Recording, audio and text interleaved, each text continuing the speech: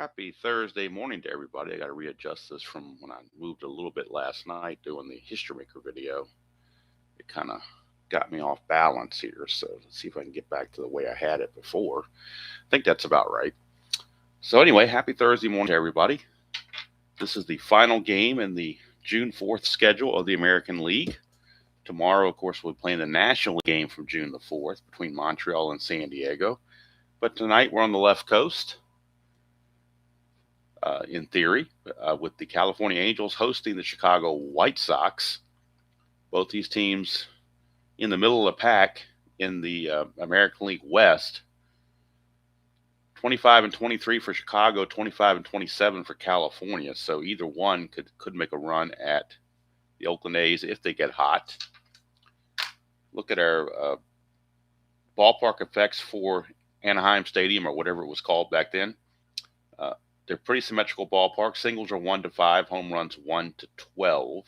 This is game number 358 on the replay. And the starting pitchers for today's game: Jose De Leon for the White Sox and Jack Lazorko for California. They're polar opposites as far as holding runners. Lazorko has a -4 hold when you combine him with Bob Boone's -3. De Leon's a +4 hold. Fisk a 0, but De Leon the full +4 limits his interactions with the holding the runners. Look at Jack Lazorko. Well, first of all, look at his real life: 5 and 6 with a .459 earned run average. Hello, are you ready? And Tim, good to see both of you. So Lazorko, I remember him slightly from the '87 season. Not that much. Don't remember that much about him, but I know I believe he started in the bullpen and then finally became a starter in the rotation. He may go back to the bullpen. I'm not sure. But 5 and 6 with a .459 in the replay. He's 0 and 2, so he's not off to his a great start, so to speak. He's 0 and 2 with an ERA of 8.31. Now only 13 innings. He did throw 118 innings real world, so he's only pitched in 13 innings. 17 hits, 12 walks, 10 strikeouts. So the 12 walks in 13 innings obviously not helping the cause either. His wild pitch is a 5, his balk is a 3. De Leon's wild pitch is a 6, his balk is a 2. And the pass ball rate on both catchers is a 3. Leadoff man for the White Sox will be Darryl Boston. He is a left fielder. And Boston, on the replay, is hitting .288. 6 homers, 17 driven in. Real world, he hit .258. So he's doing a little bit better than he did in real world. Good morning, Jeff. Good to see you. You're just in time. Haven't had the first pitch yet, but we can't have the first pitch of the game until we have the ceremonial first sip. Got to have that. So the ceremonial first sip has taken place, and that's good coffee. I even microwaved it extra 30 seconds just to get it nice and hot, so it'll stay warmer up here longer without me having to worry about waiting for the 7th inning stretch to reheat it. So hopefully it stays warm the whole time. This coffee cup is not that great at being insulated, but hey, do what we can. Back to the second sip. It was the first one was so good, we'll do a second one. How about that? All right, so Darryl Boston leading things off against Jack Lazorko. 5'4", he's a lefty. That's a fly ball center field X. We are looking at Gary Pettis. He runs down everything. He's a 1, but we're checking the E10. He's got a pretty high E10. E10 is a pretty high E rating for a center fielder. So we'll see exactly what he's going to do here with an E10. He has to avoid 16, 3, 4, 14, and on the other side is an 18. So he's got to avoid those numbers. That is a 14. I think that's one he was supposed to avoid and did not. That's a 2-base error on Gary Pettis. E10. Gary Pettis is an E10. I think I had a game in the past where Gary Pettis made 2 errors, 2 2-base errors in the same game. And I'm thinking it was Gary Pettis. I know it was a center fielder that was pretty good. And I'm starting to remember that 14 coming up being the problem. So the 14 is once again a problem, and it's a 2-base error on Gary Pettis. Not a good way to start if you are the Angels. Gary Pettis just nonchalanted it one-handed and took his eye off of it and tipped off the tip of his glove, and Darrell Boston ends up at second base. Hello, Mike. Good to see you. Here's Jerry Royster, third baseman. He's hitting .303 on the replay. 3 homers, 8 driven in. He hit .265 real world. Havoc roll is nothing going on. Royster now 5-8 from Lazorko. A 1-14 is a single. That's an 8. It's a single 1 star. And all of a sudden, the White Sox have runners on the corners and nobody out here at the top of the first. Now, Royster could think about trying to get the lead, but that -4 there from Lazorko and Boone probably going to deter that. They will have to hold him on, though. And that brings up Harold Baines, the designated hitter. Baines hitting .276 on the replay. A homer and 12 driven in. He hit .293 real world. Infield back for the double play. They'll trade a run to get 2 outs. 6-8. Well, they won't trade anything here. 6-8's a 1-10 triple. That's a 7. Harold Baines, his first triple of the season, he had 4 in the real world, or the real season. This is his first one on the replay. It is a triple. And boy, the floodgates have opened early here on Jack Lazorko. It is 2-0 White Sox. 2-run triple from Harold Baines. Now the infield will have to play in against Greg Walker, who's hitting .230 on the replay. Really struggling. 4 homers, 19 driven in. He had I believe it was 256 real world. 230, 256 is not as struggling as I thought, but it's still down there. 5-4, that's a fly ball center field X. And again, we're looking at Gary Pettis, and we saw what happened last time. Well, we need the 1 this time because we need the D20 because even though it's a 1, it's going to affect whether it's a sacrifice fly or not. That is a 1 and an 11. So let's check the 1 and 11 is an F2, so it will be a sacrifice fly because F2 is a sacrifice fly. That's a 9. There won't be an error this time, but there will be a sacrifice fly off the bat of Greg Walker, and it is now 3-0 Chicago here in the first inning. Lazorko being roughed up for sure.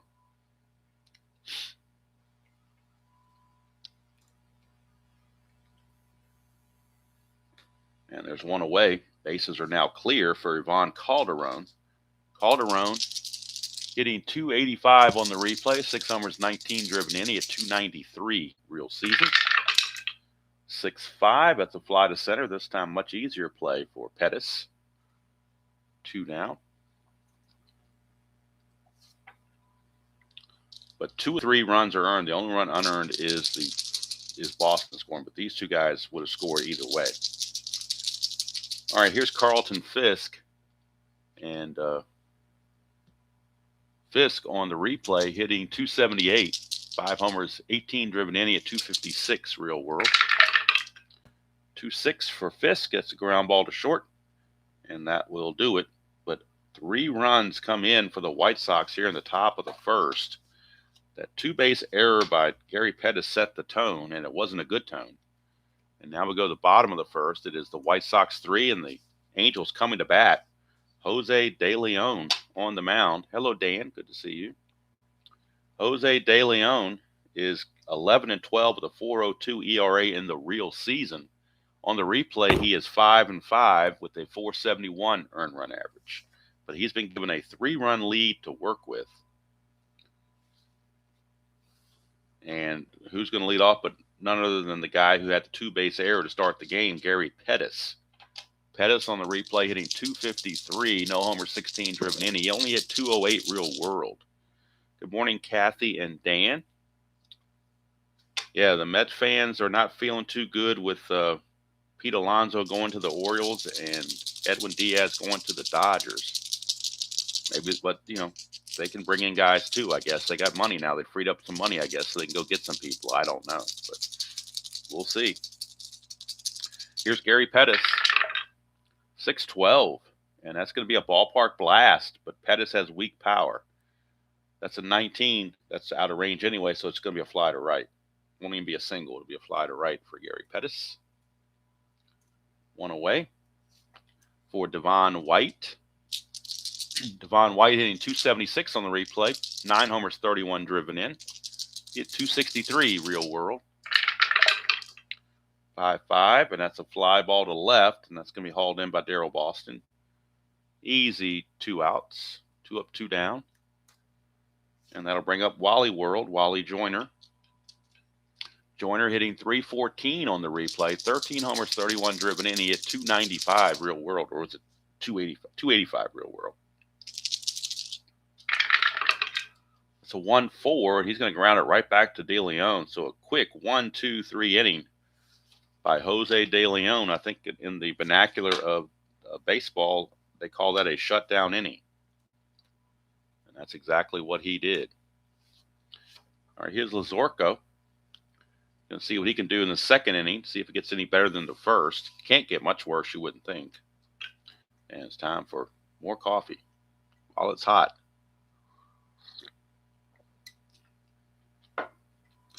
All right, Ozzie Guillen.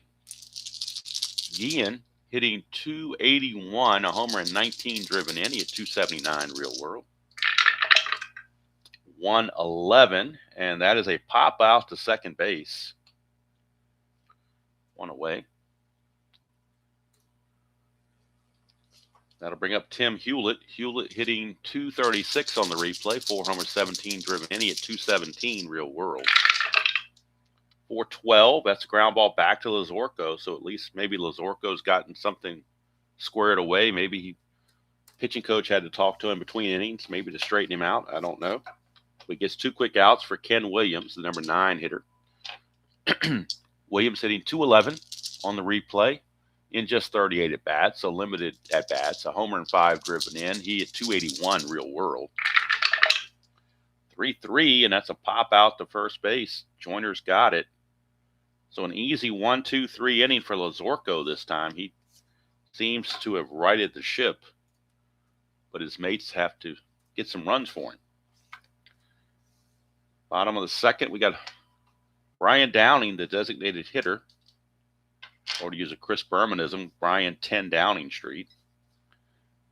And he's hitting 342 on the replay, 14 homers, 40 driven in. He had 272 real world. So he's been really doing well. 4-9, and that is a chance to continue with a 1, but anything else he flies to center. So that is a fly out to the center fielder, Ken Williams, for 1 away. And that will bring up the left fielder, Jack Howell. Howell hitting 255 on the replay, 5 homers, 18 driven in. He at 245 real world. That's a 3-7, and that's going to be a 1-11 single. Anything else he lines to second, that's a 4. So base hit, first hit of the game for the Angels belongs to Jack Howell. He is no threat to run. And that'll bring up third baseman Doug DeCinces. DeCinces hitting 221 on the replay, 7 homers, 28 driven in. He at 234 real world. 2-8, and that's a strikeout. First strikeout of the game for either pitcher. 2 outs now for Dick Schofield, the shortstop. Schofield hitting 238 on the replay. 3 homers, 20 driven in. He at 251 real world. 6-8, and that is another, I'm sorry, that's 5-8. 6-8 is a walk. So that's going to put runners at first and second. Now we're at our first clutch situation for Bob Boone. Veteran catcher Bob Boone hitting 155 on the replay in 71 at bats. He's been struggling, to say the least. No homers, 4 driven in. He at 242 real world. In the clutch, Bob Boone will lose a hit on 3-8 and on 2-12.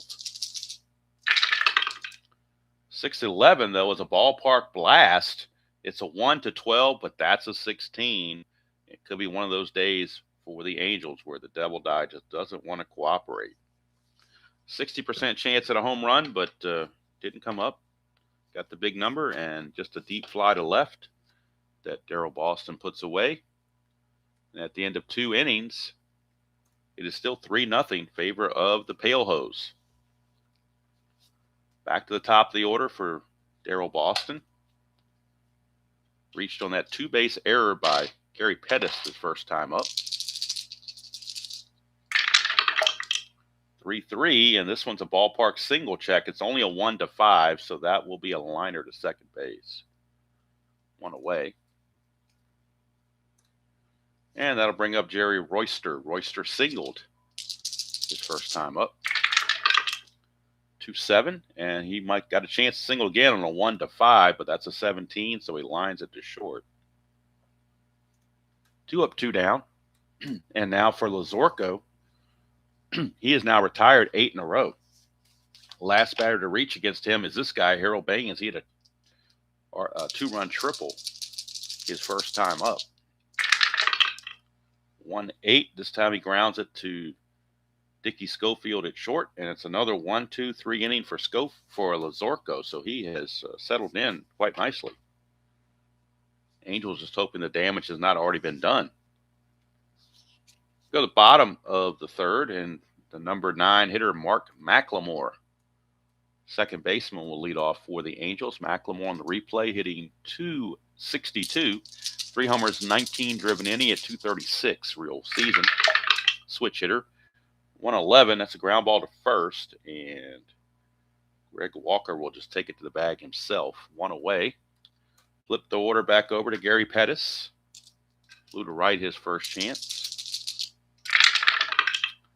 5-6, switch hitter is a strikeout. Second strikeout for De Leon. 2 up and 2 down, and here is Devon White. 6-9, switch hitter batting left-handed. 1-7 is a single. That's a 1, so got a base hit for Devon White. And he's going to be looking to run with that big +4 staring him in the face from De Leon's hold rating. If Devon White can get the lead, and even without the lead, he might run. But with the lead, he's definitely going to go. Needs a 3 through 6. Doesn't get it, but there's a possibility he might try it without the lead. 13 being held makes him a 9, and then the +4 is a 13. Man, that's tough. You're down 3-0. They'll hold him. They'll hold him. All right, here's Wally Joyner.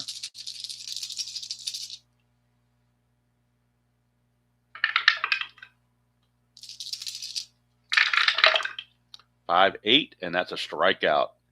Strikeout number 3 for De Leon. And he has been pretty much cruising through 3 innings. We go to the top of the 4th. Still a 3-0 ball game.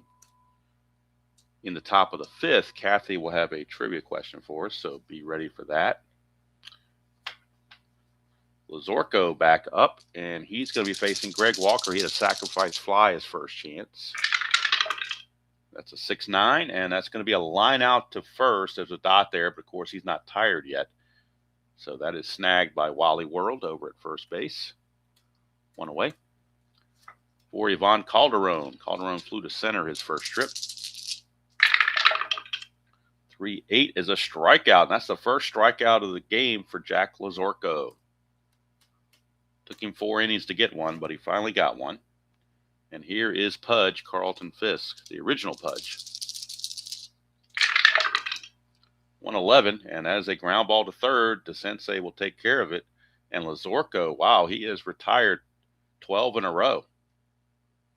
Just that bad start is what's getting him right now, but he's in a groove, it looks like. But if you don't score runs to support him, it's not going to make a difference. Bottom of the 4th we go. It'll be Brian Downing, Jack Howell, and Doug DeSensei up for the Angels. Downing flew to center his first trip. 3-8, and this time he'll ground it to Ozzie Guillen at short. 1 away. Reminder, this is the last game in the American League schedule for June the 4th, this Thursday, as it is travel day for several teams. So tomorrow we'll be doing the National League game with no DH, of course. It'll be the Padres of San Diego taking on the Expos of Montreal. Here's Jack Howell. 2-10 for Howell, and he grounds it to second base, where Tim Hewlett puts it away and flips over to Walker easily. 2 up, 2 down for Doug DeSensei. struck out his first chance. 3-3. He's going to pop it up to Walker at first base. And De Leon, a very comfortable and easy bottom of the fourth.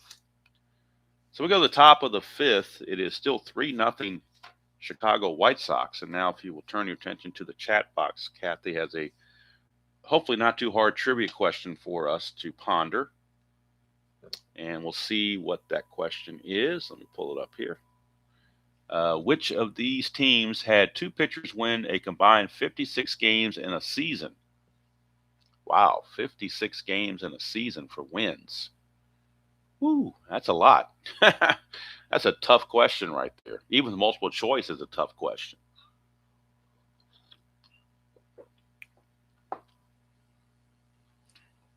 My perverted thinking is that the Athletics are an outlier in that group of teams you would think of. So you wouldn't necessarily think of the Athletics. So maybe that's the answer because it's the outlier.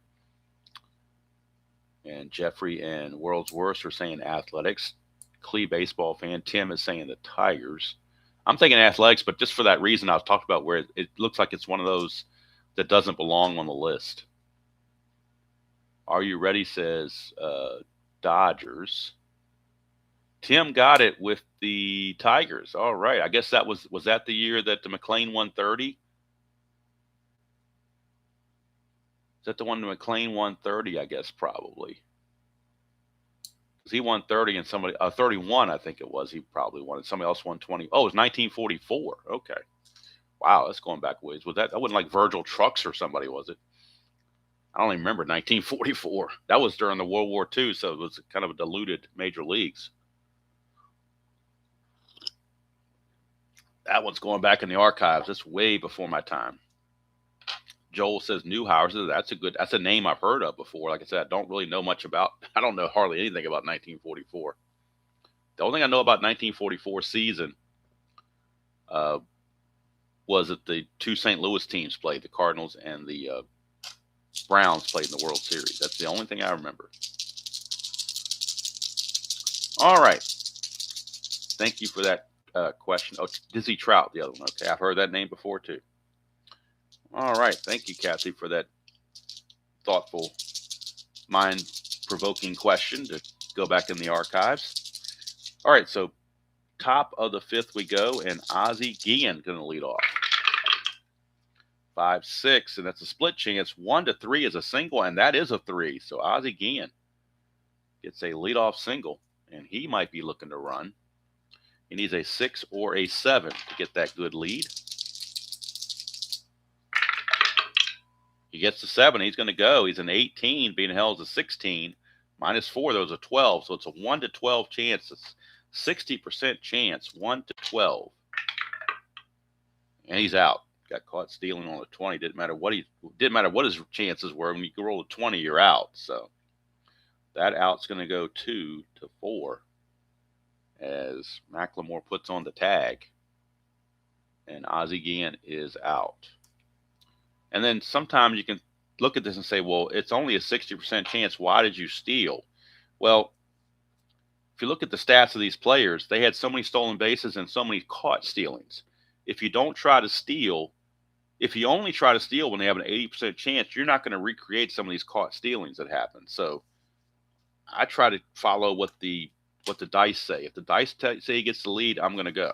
So that's my rationale behind that, because if you only wait till you have an 80% chance, you're never going to get a caught stealing. And that's how realistic is that? Because, I don't know what the percentage is, but I'm sure there's about 25 to 35% chance of being caught stealing during the season. So, all right, here's Tim Hewlett. 6-8, and that is a walk off of Lozorco. Plus the fact they got a 3-0 lead, so they're kind of playing with house money. So Hewlett is on. He's no threat to run. Here's Ken Williams.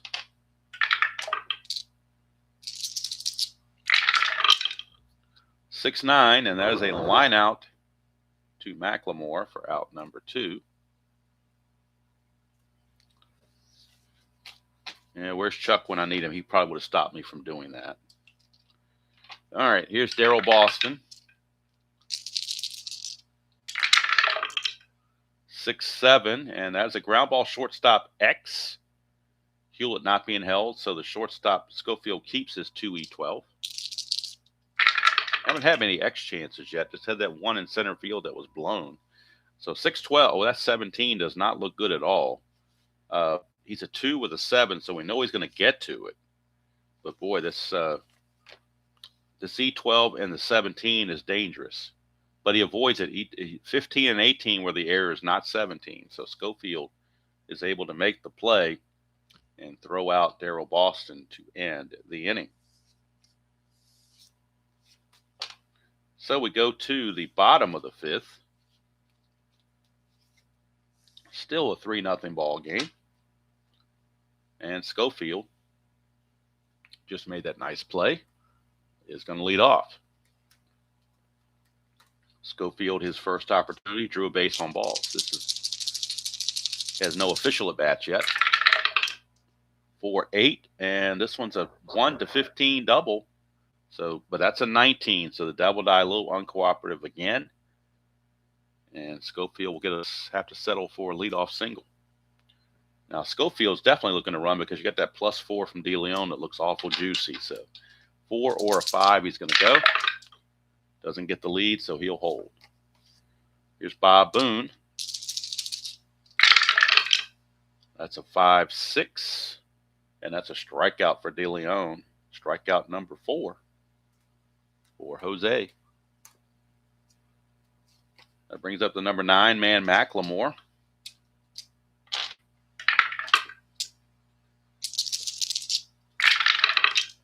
Two 5 for McLemore, draws the walk.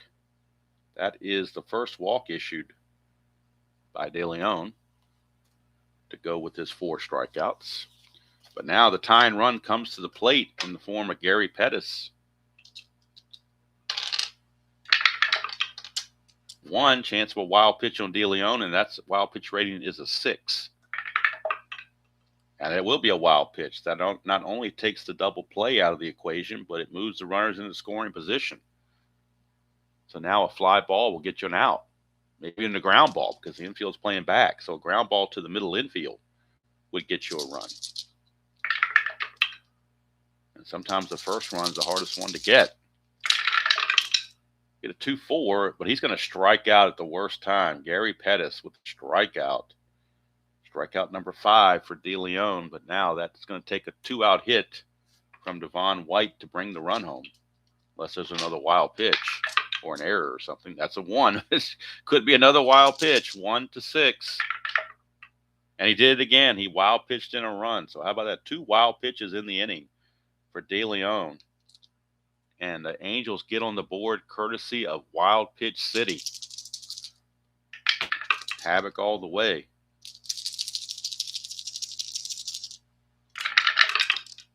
1-9, and that's going to bring home another run. 1-3 is a triple, but 12 was a single 2 stars. So even without the wild pitch, that would have scored the run.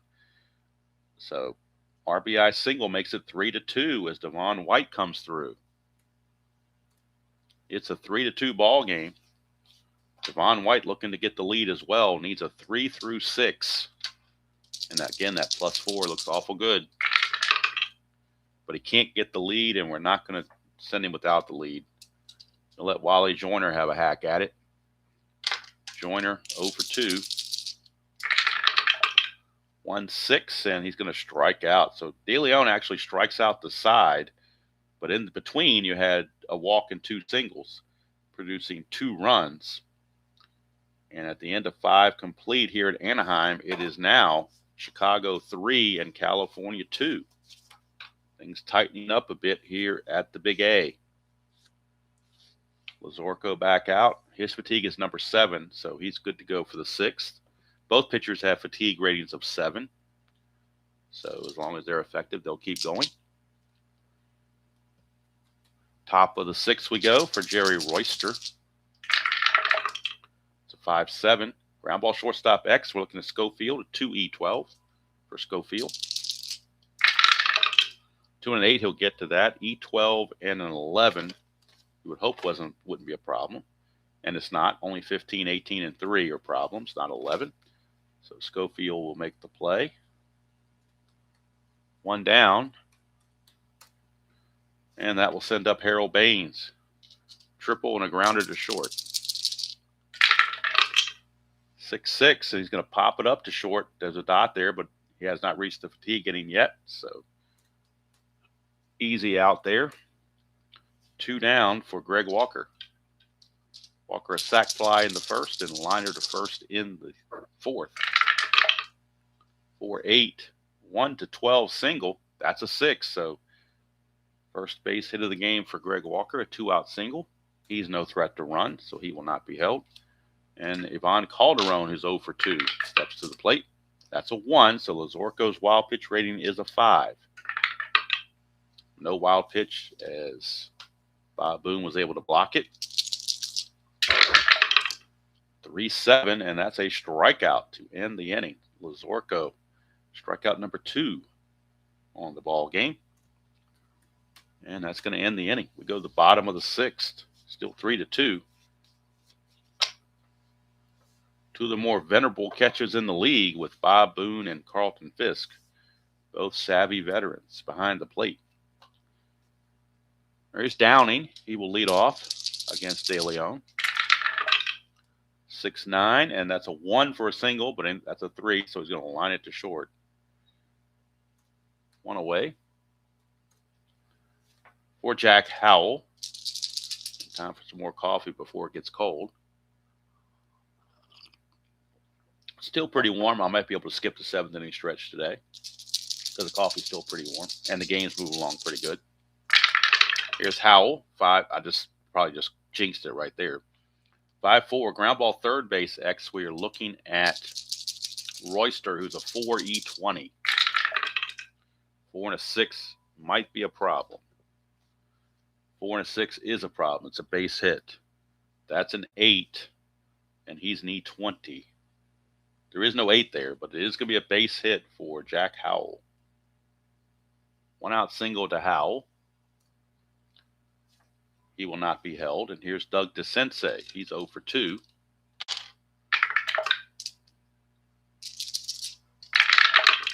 Uh, 4-9, and that's going to be a 1 for a triple. Anything else he flies to center. So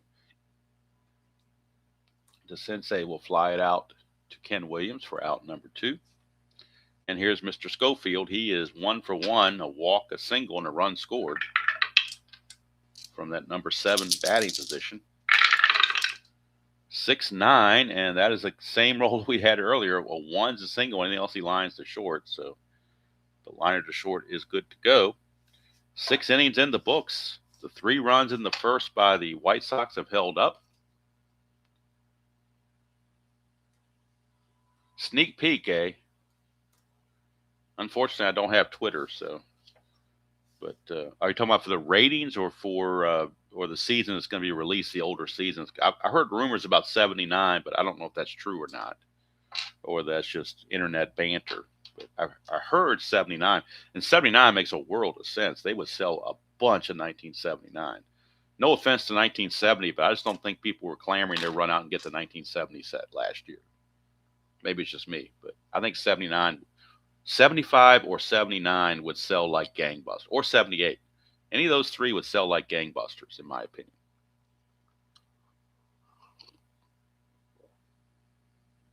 All right. Top of the 7th. This is the fatigue inning for both pitchers, so we'll keep an eye on that. Carlton Fisk will lead us off. 4-6, and that's a strikeout. There's a dot there, but he hasn't hit fatigue yet because he hasn't given up anything. So the strikeout is still good. 3rd strikeout of the game for Lazorco. Oh, defensive rating. Okay. Good deal. All right. Here is Ozzie Guillen. 3-7 for Ozzie Guillen, and he's going to hit a base hit to center field.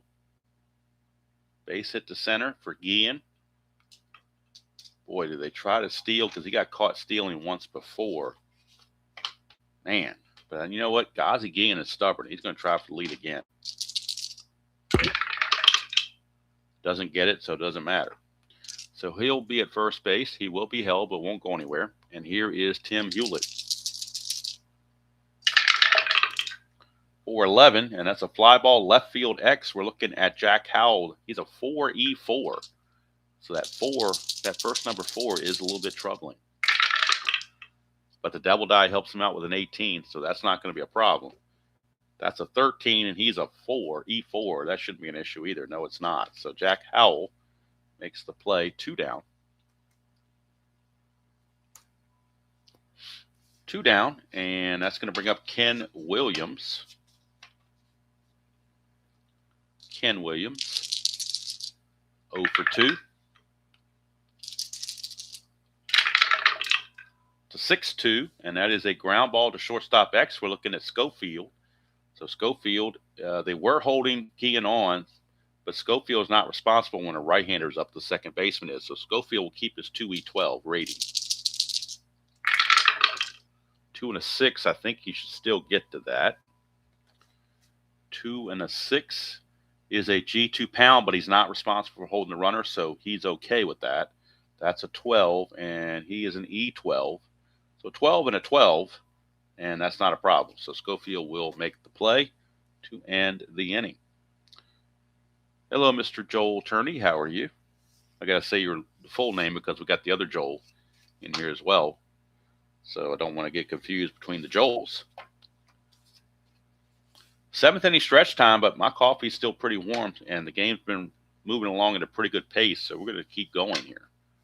Not going to do the 7th inning stretch.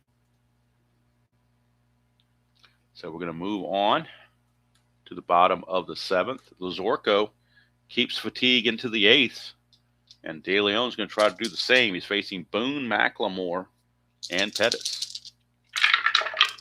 We get a 3-7 for Boone, and that's a 1-5 double. That's a 2.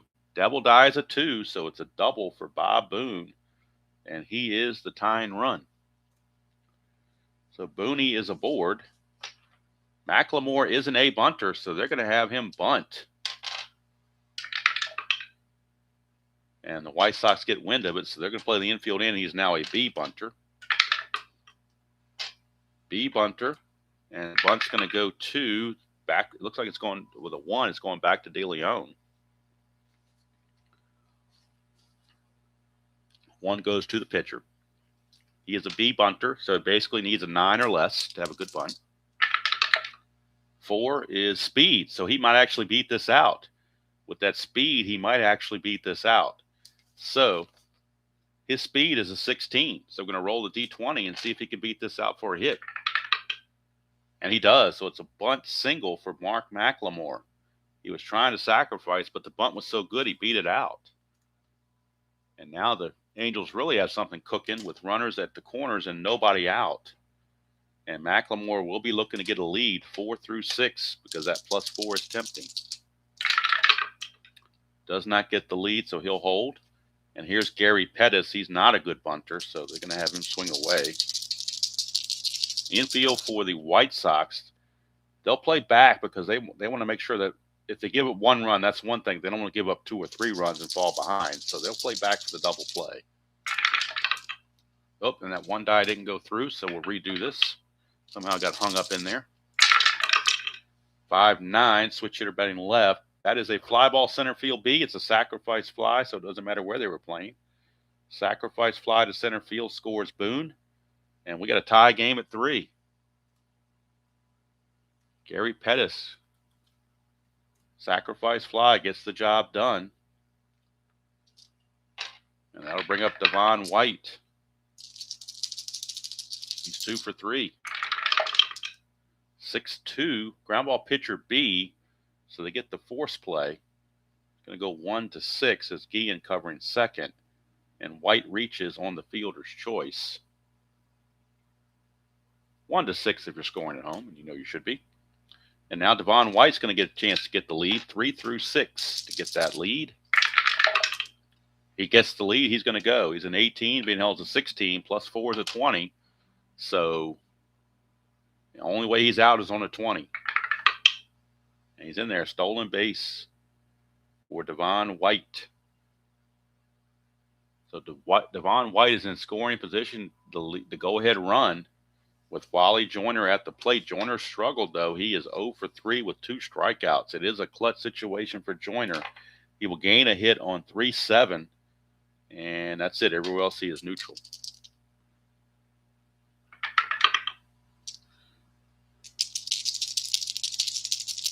So here comes Joyner. 4-5, and that is a ground ball, second base. See, there's a dot there, but he's not tired yet. He's on the verge of it, but he's not there yet. And that's going to end the inning. So we have a 3-3 tie as we go to the 8th inning here in California. Top of the 8th we go. Okay, we're doing fish names now. Okay, salmon, carp, trout, and what was it, bass? Is there any other fish names out there? I can't think of anything off the top of my head, but something might come to me later on with the fish name, but can't think of anything at the moment. I guess with trout, you could do Dizzy Trout too, or Steve Trout or Mike Trout. I mean, there's a whole lot of trouts there. Don't know about any of these other names.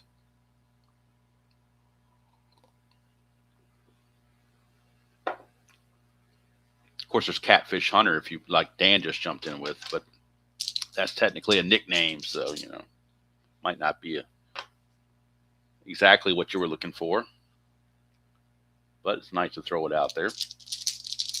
All right, here's Lazorko. He only gave up a single in the 7th, so he's keeping his endurance. And here's Darryl Boston. And Boston, a 2-7 for Boston. That's a single to center field. Leadoff single for Darryl Boston. He could run, but the -4 from Lazorko not going to give him a good outlook, so they will hold him there. Jerry Royster is a B bunter if they decide to go that route. Man, do they want to bunt? I'm just doing too much bunting these days, it seems like. We're going to have him swing away. I don't want to get into a bunt fest here. 2-6, and that's a strikeout. 1 away. Strikeout number 4. And of course, if I do a lot of successful sacrifice bunts, I can always celebrate by making a bunt cake. All right, here's Harold Baines. That's a 1, so Lazorko's wild pitch is a 5. And yes, that was a bad pun. It was intentionally bad pun. So that is a pass ball on Lazorko. So that gets Boston to second base without the sacrifice.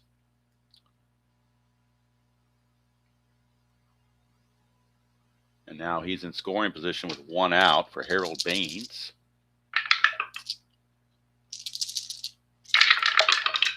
One 5 for Baines. He's going to ground it to first. So the pass ball prevents the double play, which would have happened, but instead, it's just a ground out to first with the runner advancing to third.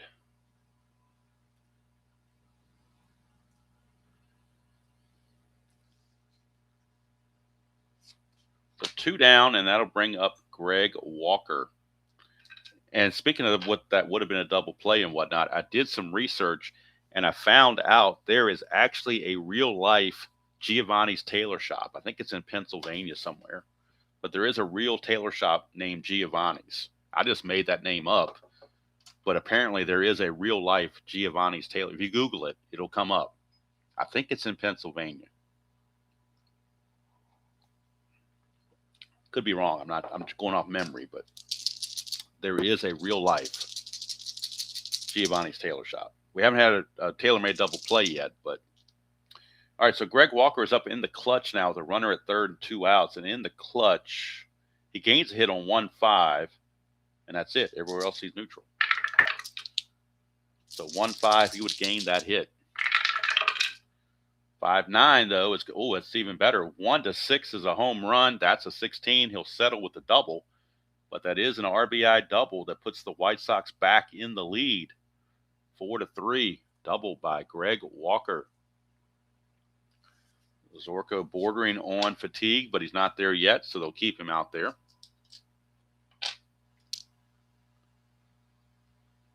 Yeah, Tribe. I don't think Tim. I don't think they would complain because yeah, we get them publicity. But how many people that go to Giovanni's tailor shop are actually watching this video? Very, very few. But still, it's a nice thing to have. So, what's that saying?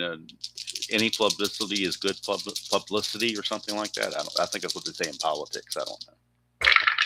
All right, here's Calderon, 6'8" against Lazorko. That's a walk, and that might put him to the fatigue factor right there. That might put him over the edge. Let's see what the computer tells me. Yep, that puts Lazorko. He's now tired.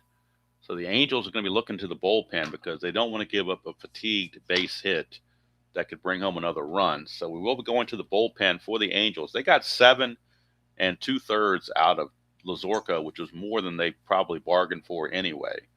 So he goes 7 2/3, and now we'll look at the bullpen.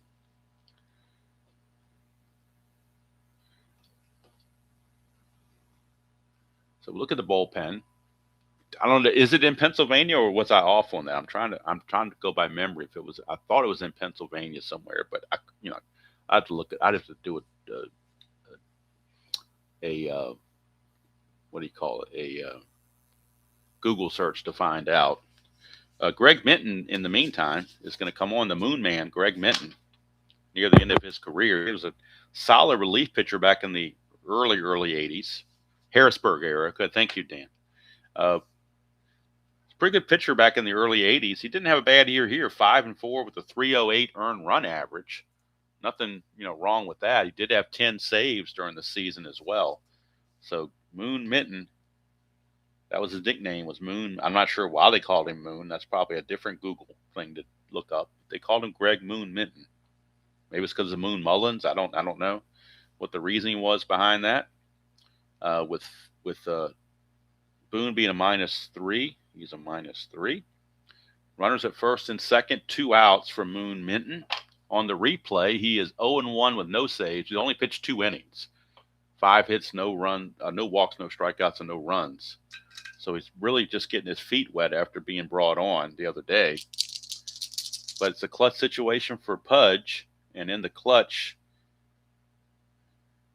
it looks like he's, except for 112, he gains a hit on 112. Everywhere else, he's neutral. So Pudge against Moon Minton. 6-10 for Minton. Ground ball third base X. That's Jerry. That's I'm sorry. That is DeSensei 3E23. 3E23. 3-19 is good, so no problems there. The 12 may be iffy. He's an E23. There's an 11 and a 13, but no 12, so he avoids the problem. DeSensei makes the play, and they're out of the inning. Chicago takes the lead, but it could have been worse. The Moon Man keeps it in play, keeps it in check as a 1-run game. And we go to the bottom of the 8th with the score now 4-3 White Sox.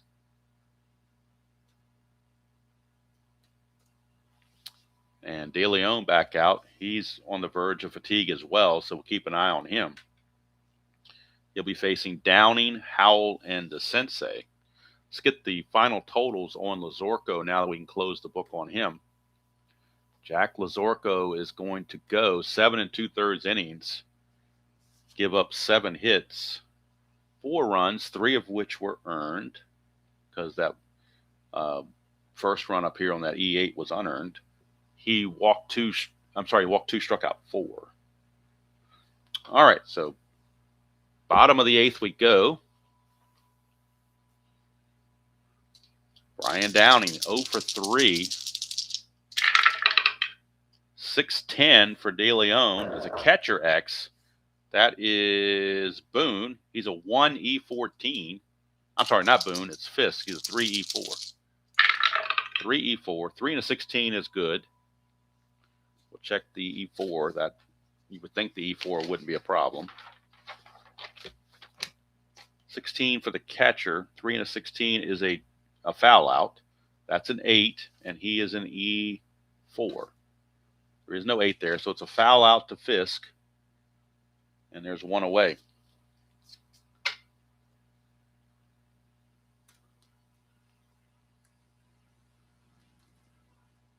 One down. And that'll bring up Jack Howell, a left-hander. He is 2 for 3. And Are You Ready is clamoring for a relief pitcher. Let's see who the White Sox have that's any good at the bullpen. Their bullpen's a little iffy. We'll check them out. And I see who's got rest as well. That's the other factor. So they're going to make the move to Ray Searage, a left-hander with a left-hander coming up, Jack Howell. They will make the move to Ray Searage, the only lefty in the bullpen, other than Brian Clark, who is a new guy.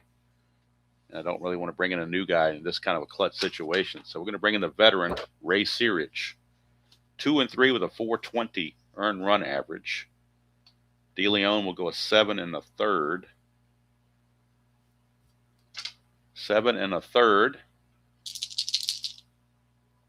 for Mr. DeLeon. So lefty on lefty matchup with Jack Howell. So this is Ray Searage.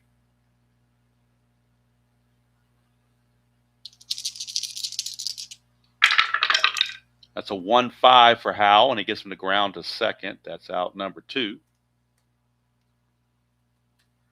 2 down for Doug DeSensei.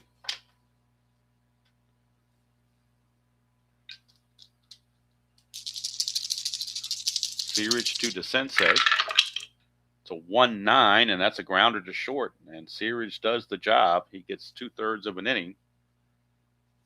And as Are You Ready says, Bob James will come in the 9th to try to save it. Searage got him through the 8th, though. 2/3 of an inning, got a couple of ground ball outs.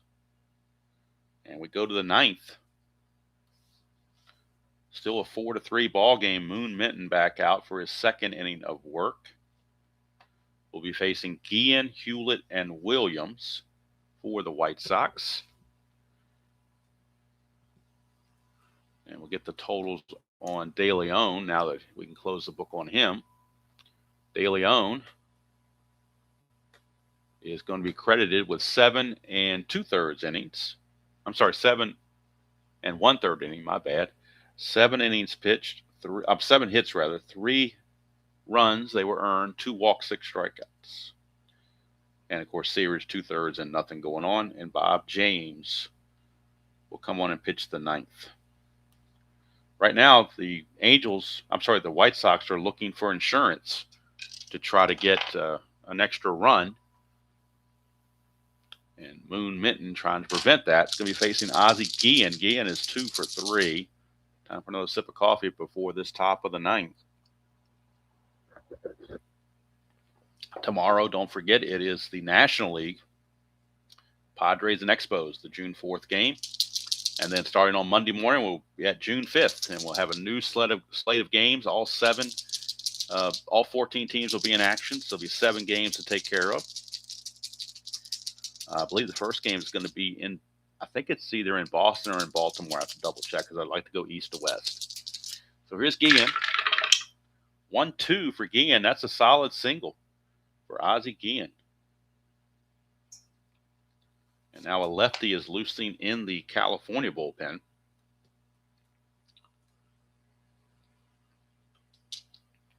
That is going to be, I believe, Chuck Finley. Could be Lucas. We'll see who's got the most rest. Let's see, Finley, Lucas. Finley's been a little bit more overworked than Lucas. So it's Gary Lucas. A left-hander, Gary Lucas, is in the bullpen. Right now, it is Tim Hewlett. He is a B bunter. Man, he'd be a C bunter. They're going to have him bunt. Infield is definitely expecting it, but they're going to bunt anyway. But we're going on a bunt fest here. I'm out of my element with this bunting, but it just seems to be the prudent play to try to get that insurance run across the plate. So he's going to be a C bunter. And we'll see who is going to field it. It's going to the pitcher. It's going to be bunted back to Minton. So he needs an 8 or less, basically, to have a good play. Gets the 9, so that's a 1 and 2 strike count. And what it says here, pitcher throws a ball and the batter fouls off 2 strikes. Offensive manager must decide whether or not to take off the bunt. he stays with the bunt and this reading comes again, it's a strikeout. But they're going to stick with the bunt. But we're going to re-roll havoc and everything else. Nothing going on there, so let's see where the bunt's going to go this time. 5, so now the bunt is directed at the first baseman, and of course that's Wally Joyner. And again, Wally Joyner, a 1-8 for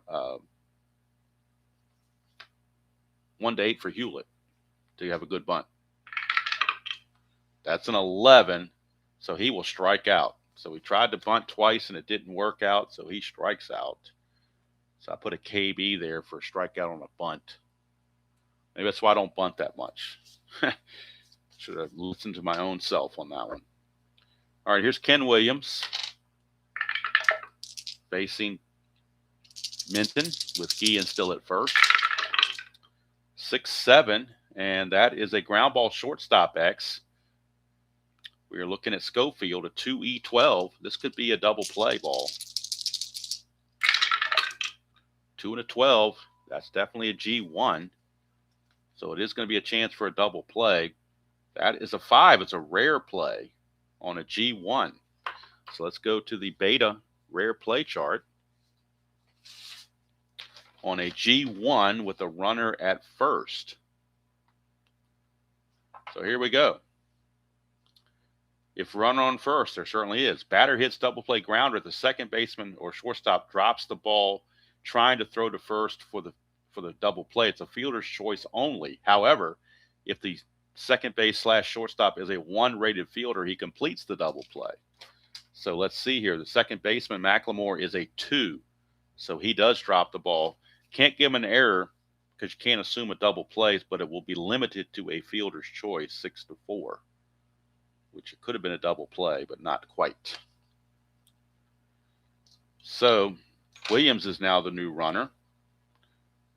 He may be looking to get the lead. Needs a 6 through 8 to try to steal second base and get in scoring position with 2 outs. He does not get the lead, so he'll hold. And that'll bring up Darrell Boston. So let's get the fielder's choice in play. It went 6-4. All right, so Darrell Boston is up. If you bring in a lefty to face Boston, they will pinch hit with Gary Ritas. So you got your option. Do you want Minton to face Boston, or do you want Gary Lucas to face Ritas? Because that would be the alternate move. So just a matter which matchup people prefer. So we're going to go ahead and just let Boston stay in the game against Minton. That's a 2, chance for balk or pass ball. We're looking at the balk rating of Minton. So let's look at the computer because the Strat cards don't give that result. He has a 0 balk rating, does Minton. 5 wild pitch, but a 0 balk. So no balk to worry about. We get a 6-8, and that's a line out to first base, snagged by Joyner, and that will end the inning. So Moon Minton kept his team in the game. It's 4-3. We go to the bottom of the 9th. And Bob James will be coming on to face the scheduled hitters, Schofield, Boone, and McLemore, but we could be seeing some pinch hitters, particularly for Boone. We might be seeing a lefty come in. So Bob James will be entered in on the computer.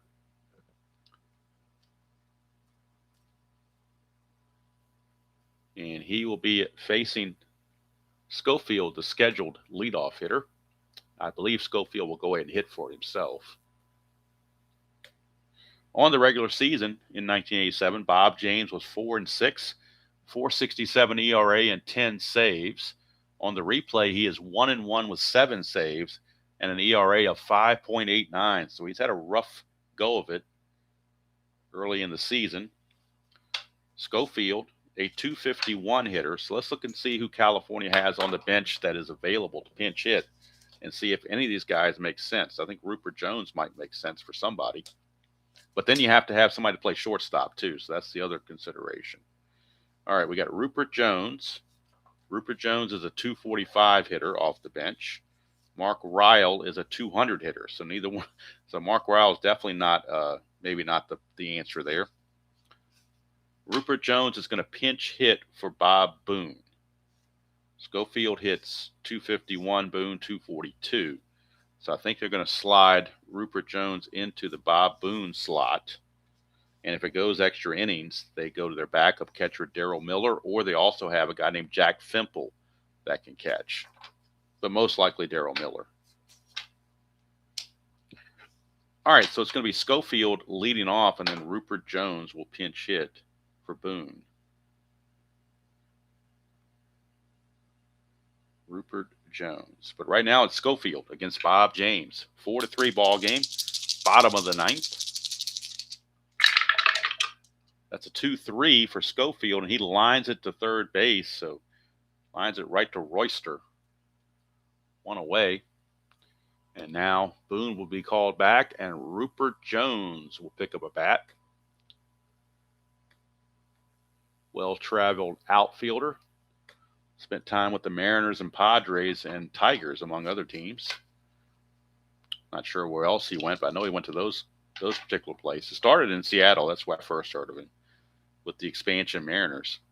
And then he went to the Padres in the early 80s and eventually with the Tigers in the mid-80s. I believe he was on that 84 Tiger World Series team. But he's up there now. Real world, he had 245 and had 8 home runs in 192 at-bats. On the replay, he's hitting 208 in 53 at-bats, but he's got 4 home runs out of the 53 at-bats. So he's in there for the long ball, because chicks love the long ball, or dig the long ball, as the saying goes. We get a 5-9. He also strikes out. So Bob James strikes out the pinch hitter Rupert Jones. And if he had a righty, it would have been a fly out. So no matter who you had, they were going to make the out. So it was a Kobayashi Maru no-win situation. And now you got Mark McLemore. McLemore is 1 for 2, and he's got good speed. If you get him on base, he has a chance to steal and get in scoring position. So Mark McLemore, the last hope for the Angels. It's a 2-6 for McLemore, and he's going to draw a base on balls. So let's look at the hold rating here. It's a +2 for Bob James. So +2, that's going to be awful tempting to try to get a steal here for McLemore. He needs a 4 through 6 to get the steal. 4 through 6 to get the steal. Let's get the McLemore. The card doesn't show his stolen base totals. In the real season, he stole 25 bases. He got caught 8 times in the real season. On the replay, he's stolen 8 bases, caught once. So they're going to try to get the lead. Needs a 4, 5, or 6. Doesn't get the lead, so he's going to have to hold. Now, Gary Pettis is up. Do you let Pettis bat? He's only a 208 hitter. I think you're going to have to pinch hit for Pettis here. Do they go to Ryle? He's a lefty, so he's kind of who you would go with. Even though he's only a 200 hitter, he does have 5 home runs. And he is left-handed, so you get some results off Bob James's card. So even though he's only a 200 hitter, let's be realistic. Gene Mauch doesn't have the stats in front of him from the season. He would go with his left-handed pinch hitter. That's what he would do to be realistic. So we're going with Mark Ryle to pinch hit for Gary Pettis. Ryle, a 200 hitter and 100 at bats. He had 5, but 5 of those hits were home runs and 6 were doubles. So he had 20 hits and 100 at bats, and 11 of those were extra base hits. So that's what they need to score the runner from first base, are extra base hits. So let's bring in Ryle from the bench and see what he's done on the replay. So Ryle coming in to pinch hit for Pettis. Ryle on the replay is hitting 250 and 32 at bats. He's 8 for 32. 6 of those 8 hits have been home runs. He's already got more home runs in the replay they had in real world. He had 5 home runs and 100 at bats real world. He's got 6 home runs and 32 at bats on the replay. Yet another reason why we bring in Mark Ryle. That's on the habit. Bob James to Mark Ryle. 1-8, and that's a 1-15 home run, but that's a 17. It'll be a double. And they're going to send McLemore for sure. He's a 16. Being held makes him a 15, but 2 outs makes him a 17. The double's assumed to go to center, Center fielder Williams is a 0 arm, so it's a 1-17 to tie this ball game. And he's in there. RBI double from Mark Ryle. And I just tweaked something in my shoulder, reaching back to pat myself on the back for that brilliant managing move. That has just tied this ball game. It's a blown save for Bob James. We are tied at 4 apiece. And that'll bring up Devon White. Ryle runs at a 10, so he did not get third on the throw. He has to hold at second base. Now, do you pinch run for Ryle is the question. You got to have somebody to play center field. So let's see how they want to play this, who's on the bench and whatnot. Well, Devon White can move to center field. That's not a problem. And Ryle can take over in right field. Let's see. But if you take Ryle out of the game, do you have any other outfielders is the question. Well, you could put Darryl Miller out there. Ryle runs at a 10. Only guy on the bench that's faster is Miller. He's a 14. Man. I guess I'll stick with Ryle. He'll stay at second base. And Devon White is the batter. Devon White is now first base is open, but you got Joyner behind him. So you pick your poison. Do you want to face White or do you want to face Joyner? Granted, Joyner has had the rougher game. He is 0 for 4. Devon White, 263 hitter. Joyner, 285. So you can pick your poison here. Boy, do they pitch to Devon? It'd be awful hard to walk Devon White intentionally. So they're going to go ahead and pitch to him. James to White. 5-7 switch hitter. 1-4 is a single. Anything else he lines to second, that's a 12. He lines to second, and we've got extra innings here in California. So we're going to have to do some administrative duties here to get the defense straight for the top of the 10th because we need a new catcher for one thing. So that's going to be a line out to second to end the inning. And now we need Darryl Miller to come in and catch for Boone. Rupert Jones could stay in the game because he pinch hit for Boone. So that's what they're going to do. They're going to have Miller come in and catch, and he'll bat in a leadoff spot held by Ryle right now. And Rupert Jones will stay in the game to play right field. And Devon White will move to center field. And Miller will catch. Okay. So Miller is going to come on and catch in the 10th inning. And Miller will be in this spot right here, the leadoff spot. He is the catcher. Hitting for Boone was Rupert Jones, so he will stay in the game in right field in the 10th. Right field in the 10th. So right here is Rupert Jones. He bats in the number 8 position. And then White will move from right field to center field. That's how that all lines up. And now we see if Moon Minton wants to keep pitching. He's got fatigues. He's not fatigued, so they might go ahead and let him keep going here in the 10th inning. It's Royster, Baines, and Walker, your scheduled hitters. Blown save for Bob James. Again, he continues to struggle in the replay.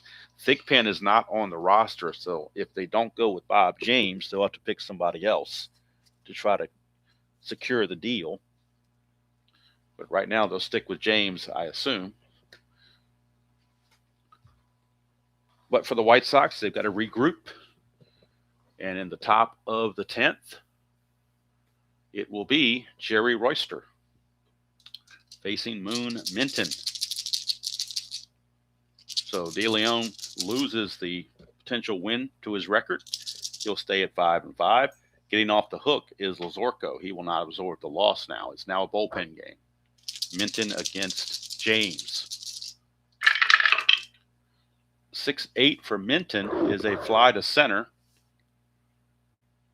So that's out there to the new center fielder, Devon White. He shifts over from right to center, makes that catch.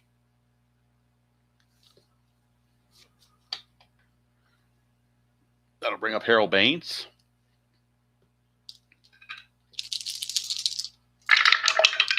That's a 5-7, and that's a ground ball second base X. We are looking at Macklemore. He's a 2E22.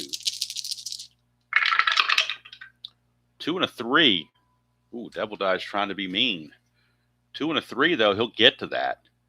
That is a 9, and he's an E22. There is no 9 there, so Macklemore makes the play. 2 up, 2 down. And that'll bring up Greg Walker. With the White Sox lose this game, they're going to kick themselves for letting it get away from them. Here's Walker, 3-5 for Walker. He grounds to Joyner at first base. It's an easy 1-2-3 inning for Minton. We go to the bottom of the 10th. James is going to come back out. He's got a fatigue of 2, so they're going to keep him going here. He'll be facing Joyner, Downing, and Howell. There's a couple of lefties. They could go to a lefty out of the bullpen. I think we will, actually. Brian Clark is a new addition to their bullpen. And Brian Clark, 2.41 ERA, 19 innings pitched. He's a left-hander. So with the lefties coming up, they will go ahead and make the move to Brian Clark. So James goes 1 inning, and he's going to get a walk and a strikeout, give up a hit and a run. And now Clark is a -3 hold, and so that might help the run game as well, where James was a +2. That another move there to help deter the run game. So I believe this might be the first outing for Brian Clark. Didn't want to really use him in a leverage situation, but I think we're going to have to based on situation. So Brian Clark will be coming on, and this will be his first chance to pitch on the season. So Brian Clark. Obviously, he has no one-loss record on the replay because this is his initial outing. Again, 0-0 with a 2.41 ERA and no saves in 19 innings of pitching. But he's going to face a lefty in Wally Joyner. 3-5 for Joyner, struck him out. Brian Clark with the, hit the S one less. I need to go one extra time on the S because I gave him a single, so I got to undo that on the computer and give him a strikeout. That requires 3 S's, not 2 S's. All right, so Joyner is out of there, and here's Brian Downing. Downing is 0 for 4. 2-7, and that's a base on balls. So Downing will walk. He is the potential winning run. He will not be held. And here's Jack Howell. But they're kind of strapped. They don't have many guys on the bench to pinch hit with because you need outfielders. And on the bench, all they have is Gus Polidor, an infielder, and the backup catcher, Jack Fimple. So if you take him out of the outfield, you would lose your DH. You would have to have Brian Downing try to play left field. That wouldn't work either. So they're going to have to go with Howell, lefty on lefty, no choice. That's a 2, chance for a balk or a pass ball. He has a 0 balk rating. See if there's a pass ball chance. There's not. It's a balk chance, and he's a 0. Wild pitch is a 20, but balk's a 0. So here's the pitch to Howell, 3-7, and that is a strikeout. So strikeout, walk, strikeout for Clark. And now he's going to be facing Doug DeSensei. DeSensei 0 for 4 as well. 4-8, and that's a single to center field. Downing with 2 outs. Let's see. I don't think they want to risk it, make it the last out at third base, but we'll look at it and see what the gist of it is. He's an 11. Not being held makes him a 12. 2 outs makes him a 14. Williams is a 0 arm. 1 to 14.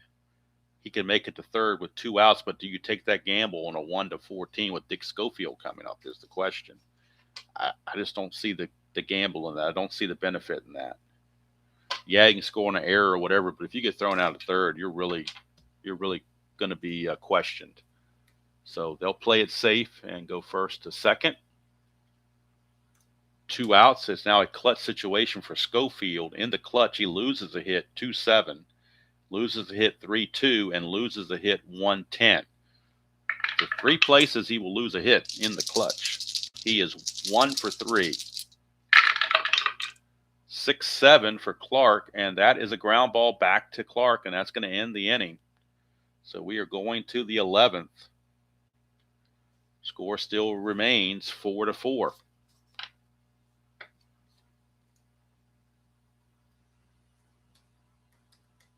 Now the question is, does Moon Minton come back?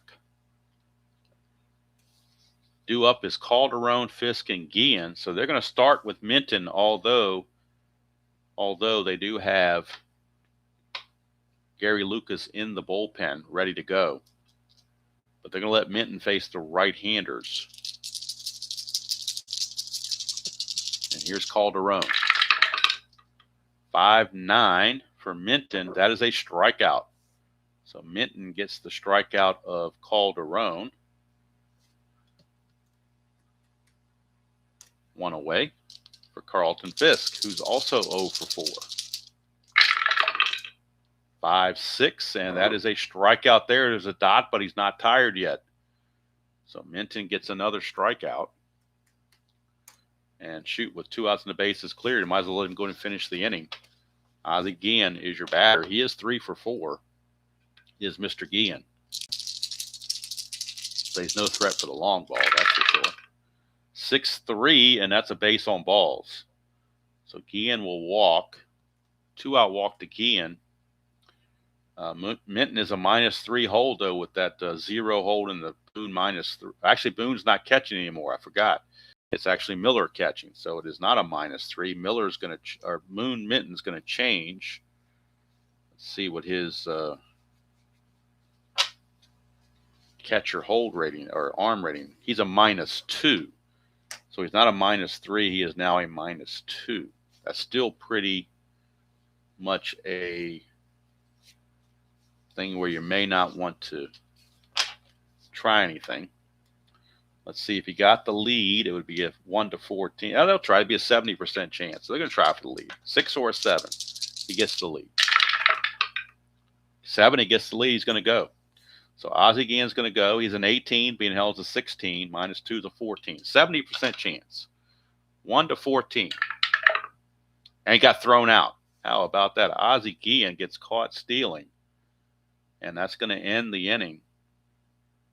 We go to the bottom of the 11th. That's going to be it for Minton. He is more than kept up his end of the bargain. He goes 3 1/3 innings. And let's see, he's going to give up 1 hit and a walk. Struck out 3.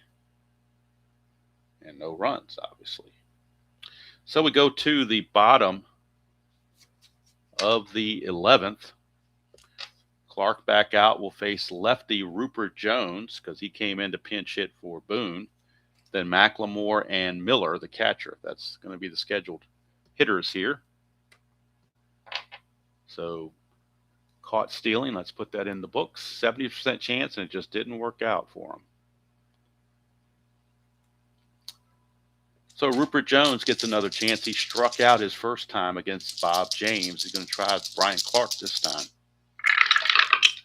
5-5, lefty on lefty is a fly to center field. 1 away.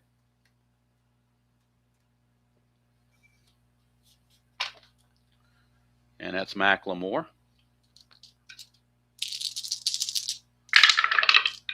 6'4", he's a switch hitter batting right-handed. So 6'4" is a fly to ball center field X. That is Ken Williams. He is a 2E9. 2E9. 2 and a 19 is good. E9 and an 11 shouldn't be a problem, you would think. E9, nope, there's no 11 there. So Ken Williams makes the play, and 2 fly balls to center to start the inning. And now Darryl Miller, who came in to catch and take over in Pettis' spot, he is going to be up to the plate for his first at bat of the ball game. Real world, he hit 241 with 4 home runs. On the replay, he is hitting 216 with 3 home runs. So Miller facing Clark. 210, and that is a ground ball to short, and that's going to end the inning as Ozzie Guillen makes the play. We now go to the 12th. Score still tied at 4.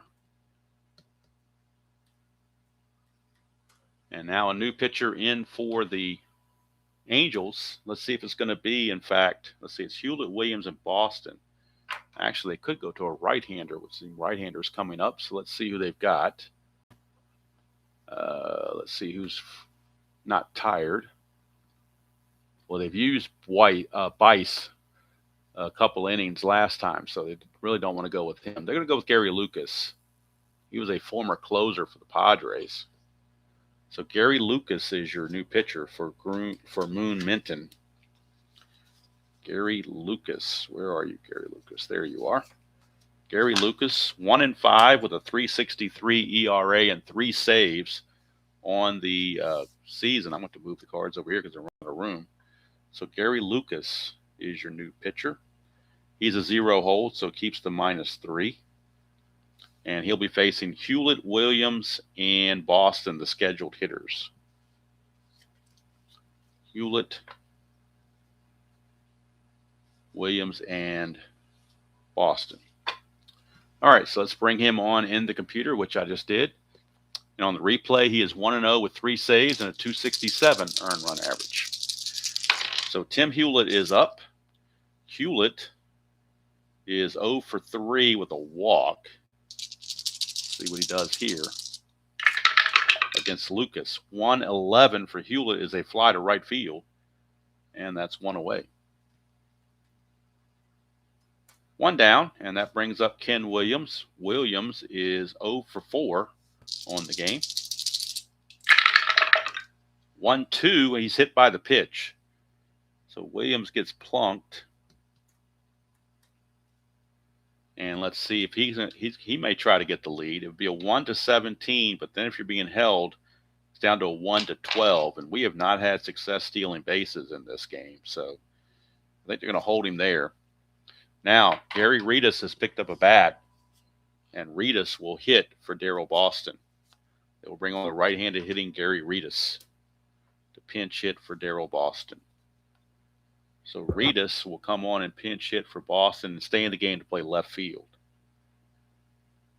Reedus will pinch hit in the 12th and play left field in the 12th. Gary Reedus, he was a 236 average real world, but he is right-handed, and Boston doesn't hit very well against lefties at all. So they felt compelled to bring in the righty. And let's see. On the replay, Reedus is hitting 247, 4 homers, 13 driven in. So Gary Reedus steps up. Runner at first and 1 out.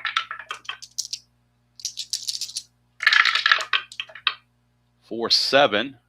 And that's a single 1-5. That's a 3. Base hit. 1 star only, though.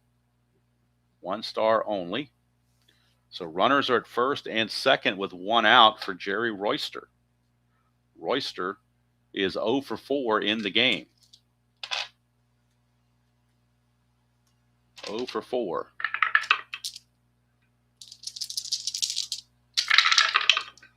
By 4, and that's a fly ball to center. Hauled in by Devon White. 2 down, and now it is a clutch situation for Harold Baines. Lefty on lefty. Harold Baines is 0 for 4 on the game. I'm sorry, he's 1 for 5. He tripled his first time up. He's 0 for 4 since. Harold Baines, Lucas. 1-2, that's a ballpark single check, but that's a 16, so that's going to be, we'll call it a foul out to the catcher because that's what's on his card, and that will end the inning. So we're going to the bottom of the 12th. Score still remaining 4-4.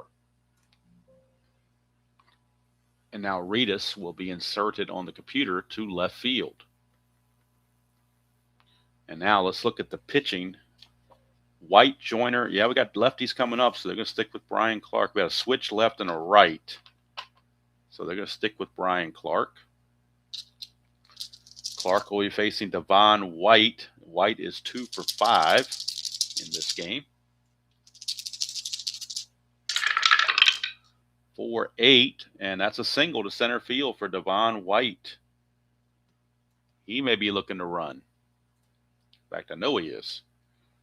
Clark is a -3 hold, though, so that's the thing to worry about if you are California. That'd be a 1-13, but Devon White's a guy you have to try to steal with. He's already stolen 1 base, so I'm going to try again. 3 through 6. Doesn't get the lead, so it's irrelevant. Joyner is an A bunter. Hold on, I got a call coming I got to take.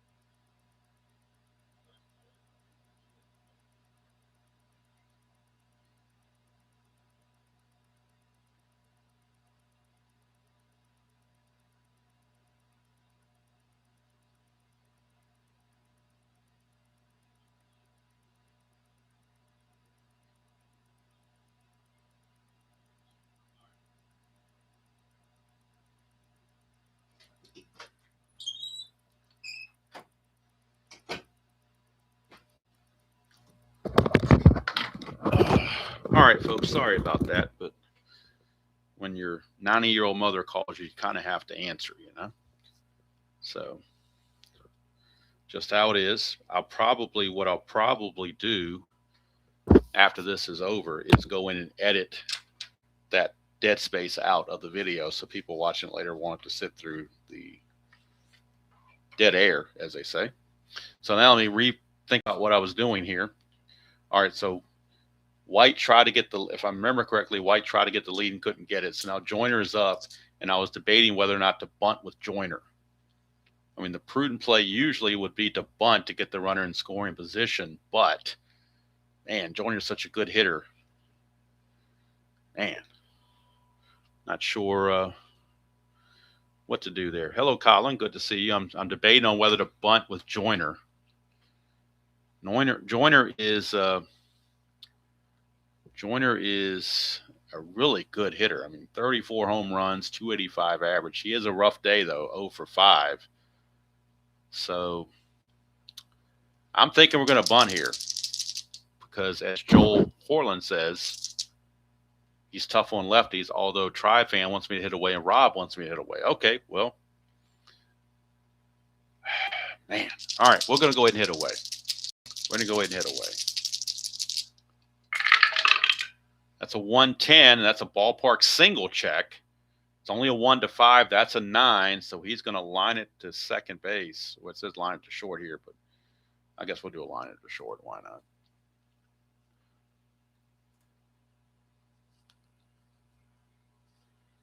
So Joyner lines out number 1. Here's Brian Downing. And Downing's 0 for 4 with a walk.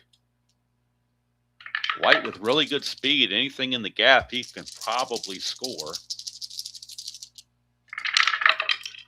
3-7, and that's a walk. So that's going to put runners at first and second with 1 out. First and second, 1 out. And Jack Howell, the batter. And you're really stuck with Jack Howell because they have nobody else to play the outfield. If you pinch hit for him with Gus Polidor, you got nobody else to play the outfield. So you're kind of stuck with Jack Howell. There's no choice with that. All right. Here is Jack Howell, Clark to Howell. White is being held on at second base because they need to cut that runoff if they can reduce his lead. Although it does bring that plus sign into play. We get a 5-12. It's a ground ball pitcher X. Ground ball pitcher X. So the X chance is on the first baseman Walker. He's a 3E10. So a 3E10 for Greg Walker. 3E10. 3 and a 17. This could be a double play. 3 and a 17 is a G1, and that is a 10. I'm sorry, that's an 8. And Walker is an E10. E10, there is no 8, so that's going to be a 3-6-3 double play. Not tailor-made, but it's good enough. They'll take it. And we'll go to the 13th inning.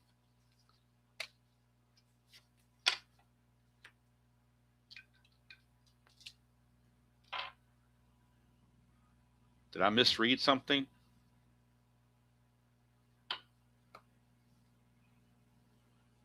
Did I misread a card? Let me see something here. Come on. What is my computer doing with me? There we go. Get over there. There you are.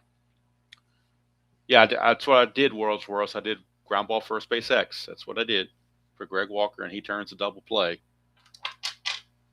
So that's going to end the inning, which takes us to the 13th inning. So now I'm running out of room on the score sheet for the 13th inning. Let's see who's coming up. Lucas is back out. This will be Lucas's second inning of work. He's got a fatigue of 3, so he's definitely good to go. Oh, I said something else. I apologize for that, but it was a ground ball first base X because I did check Greg Walker for his X chances. All right, so Lucas will be facing Walker, Calderon, and Fisk in the top of the 13th inning. Walker, Calderon, and Fisk in the bottom of the 13th. Let's see. If I bring it over here, I'm going to run it. Yeah, it's going to be way off. I'd like to keep it over there, but I can't. All right, so here is Walker. Just turned that nice double play. He is 2 for 3. I'm sorry, 2 for 4 with a sacrifice fly. Single, double, and a sacrifice fly.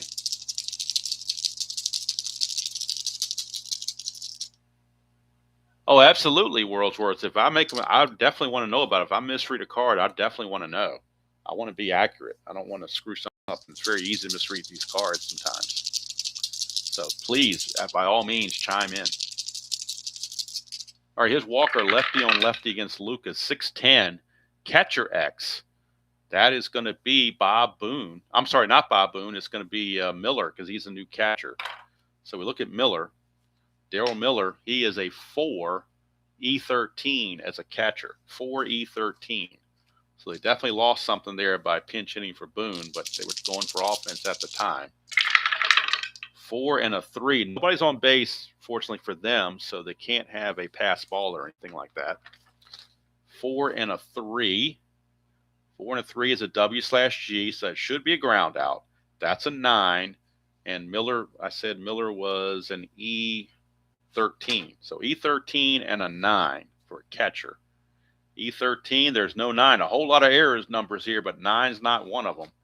So it will be a 2 to 3 ground out for out number 1. And they escaped trouble there for sure.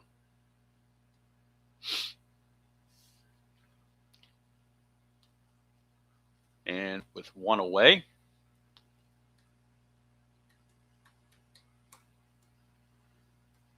we will have Ivan Calderon stepping up. Calderon is 0 for 4 with 3 strikeouts. He's got the hat trick.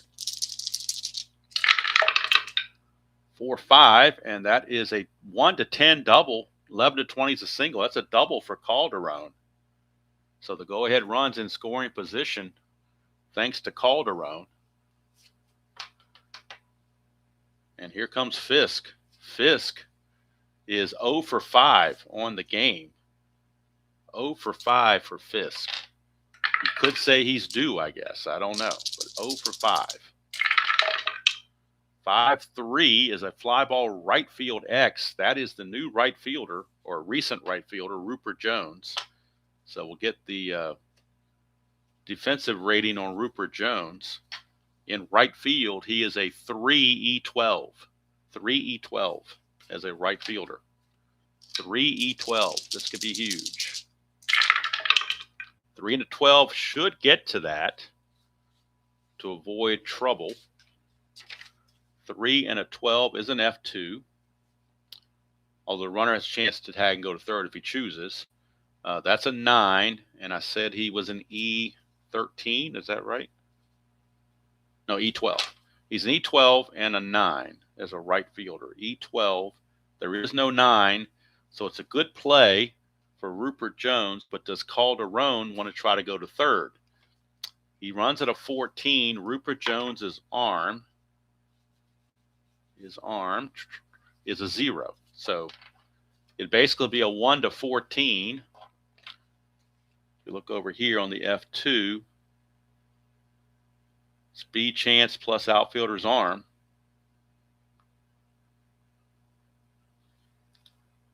So it would be a 1 to 14, but boy, if you get thrown out at third, you're really asking for it. So I think they're going to hold him at second base. It would look really silly to make that third out when you got a runner in scoring position already. So that'll bring up Ozzie Guillen, lefty on lefty matchup. Guillen is 3 for 4, 3 singles, a walk, and a pop out. So he's 3 for 4. And he's going to be facing the lefty, Gary Lucas, here in the top of the 13th. 1-6 for Guillen. He flies to right, and that's going to end the inning. So Lucas gets out of it. He's going to go 2 innings, is Lucas, and he'll be coming out. So Lucas goes 2 innings.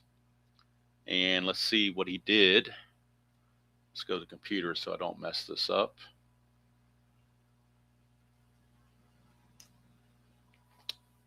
And Clark may be coming out as well. We'll have to wait and see what kind of fatigue he's got. But I think he's going to be coming out of there. All right. Lucas is going to go 2 innings, give up 2 hits and no runs. No walks, no strikeouts. Clark has gone 3 innings, so he's definitely done. 3 innings, gave up 2 hits and no runs. 2 walks and 2 strikeouts. So Clark is out of there. And the White Sox will need a new pitcher. In the 13th, and coming up is the Sensei, Schofield, and Jones are your scheduled hitters. So looking at a right-hander, obviously. We've got potentially Jim Wynn could come in. See how well Jim Wynn or Neil Allen. Both of those are possibilities. Let's check the bullpen and see who's got fatigue and who doesn't. Looks like Neil Allen is potentially going to be a starter coming up shortly. So we're not going to go. We're going to go with Jimmy Wynn. They will go with Jim Wynn out of the bullpen. Right-hander Jim Wynn. 4-6 with a 4.79 ERA in the real season. And on the replay, Wynn is 2-2 with a 7.31 ERA. So Jimmy Wynn is on. He is a +1 hold. And he'll be facing DeSensei, Schofield, and Jones. DeSensei is 1 for 5 on the game. So Jimmy Wynn taking on Doug DeSensei. Bottom of the 13th, we are tied still at 4. 4-7 for Wynn is a 1-13 single. That's a 20, so it's a line out to short. And that's 1 away. That'll bring up Dick Schofield. This game was going along so smoothly and quickly, and I did not envision 13 possible more innings in this game. Here's Schofield. 5-5, and that's a fly ball to center, 2 down. 2 away, and that's going to take us to Rupert Jones. He has struck out and flown to center 0 for 2 since coming into the game. 6-10, and that's a fly ball center field X. We're looking at Ken Williams. He's a 2-E9. Ken Williams, a 2-E9. 2 and a 6. 2 and a 6 is good, but boy, that 17 looks like it might be some trouble. He's a E9 and a 17, and that's a 2-base error. I'm looking at center field. It should be. We are looking at crap. Where did he hit this ball? I thought he went to. Yeah, it was center field. It was Ken Williams, wasn't it? 2-E9, and that 17 is a 2-base error. Now both center fielders have made 2-base errors. E9 and a 17, just like the E10 and the 14, is a 2-base error. 2-base error on the center fielder, Ken Williams. And that puts Rupert Jones at second base with 2 outs. He is the winning run, and Mark McLemore is your batter. Miller is on deck if you wanted to walk McLemore by chance. His run doesn't mean anything. He is a switch hitter, but he only hit 236 where Miller hit 241. Man.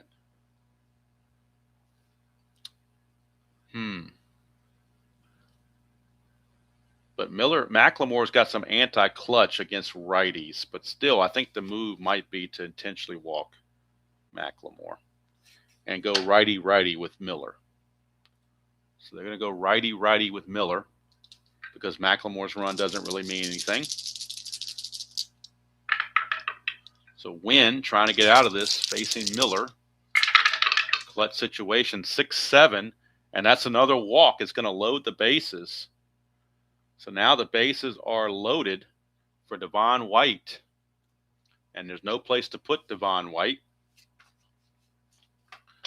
White on the game is 3 for 6. Bases are loaded. Bases are loaded. That's a 2. So it's a balk or pass ball. We're looking at the balk rating of Jimmy Wynn. Balk rating of Jimmy Wynn. His balk rating is a 0. Cannot have a balk. Devon White in the clutch will lose some hits though. 2-8 and 2-11. He loses hits. That's a 6-8 switch hitter batting left, and he walks him and walks in a run, and that's the ball game. Jimmy Wynn 3 consecutive walks, and the California Angels literally walk it off with a walk-off win. As Jimmy Wynn walked his 3rd guy in a row, and it all started with that 2-base error by Ken Williams. But that's going to do it. We finish up here in 13 innings. The winning pitcher is going to be Gary Lucas. You'll get the win. Win will take the loss. We'll go to the box score and get the totals. Lucas now is 2-0 in relief.